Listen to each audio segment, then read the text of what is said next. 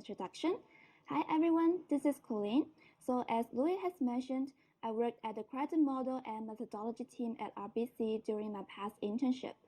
The team is responsible for developing and maintaining quantitative credit risk models for the purpose of regulatory capital and stress impairment. In specific, I was under the retail model monitoring and data integrity function. Today, I'm very excited to share about the project that I took the lead on. It helps to enhance the model monitoring dashboard from a static view in Excel into an interactive view in Tableau. We worked on the probability of default model as a pilot initiative, and in this presentation, I will highlight 3 key contributions I made. The first component is to innovate the standard procedure for breach analysis. On top of the original investigation approach, we proposed new dimensions to discover the root cause of segment breach. And in the meantime, we leveraged the full information available for the detection of anomaly in portfolio. In this way, the team can start on impact analysis ahead of the quarter end. And this enhancement helps the team to conduct investigation in a more efficient and timely manner. Apart from the existing procedure, we also proposed new dimensions to improve model calibration.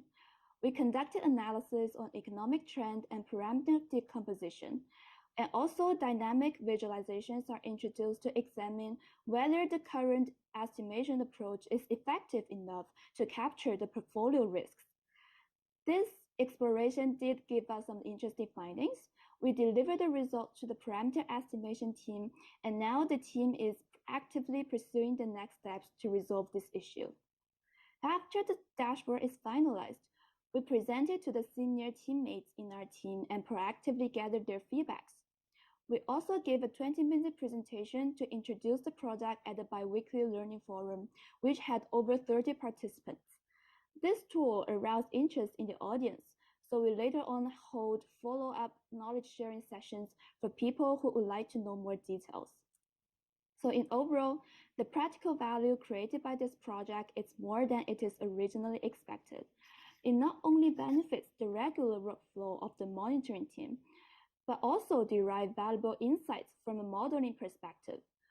Working on this initiative greatly improved my technical, analytical, and interpersonal skills, which I believe will be valuable assets for my future career. And that's all I would like to share in this presentation. Back to you, Louis. Thank you. Thank you very much. Very, very nice. Colleen's supervisor, Jingwen Wang, was scheduled to be here, but was caught on a last-minute emergency and cannot join us. But I have some quote sent to us, and I'm quoting. From a technical perspective, Colleen has very good hands-on abilities. She brings cutting-edge skills in Python and Tableau, which provide a leading vision for the team. She's also very honest with her opinions, and she had some great ideas for onboarding new hires that we brought forward to management. I strongly recommend her. That's very impressive. Thank you very much. Okay, now we move to the question and answer section. If you have a question, please use the raise hand button on the reactions tab. Turn on your camera and unmute your mic. We'll bring you on stage to ask your question. You can also type your question into the chat, and Michael will read it for us. My question to you is, what is the one key takeaway that you can apply to future data visualization projects? Oh, that's a really good question. So my takeaway is that always land on an action item. So the purpose of doing data visualization is not just to show you a bunch of pretty charts or pretty graphs. So when we saw certain patterns or certain trends, always ask yourself the question. So we see this thing happen here. So what is the implication? What is the issue here? And how can the team do to address this problem?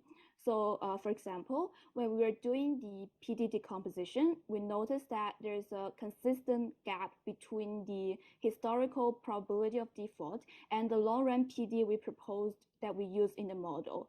So the implication here is that the long-run PD that we use in the model may not be a good representative of the historical PD behavior.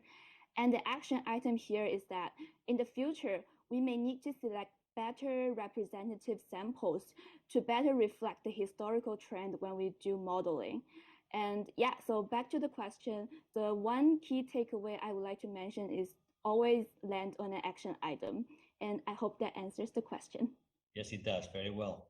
Very well. Thank you very much.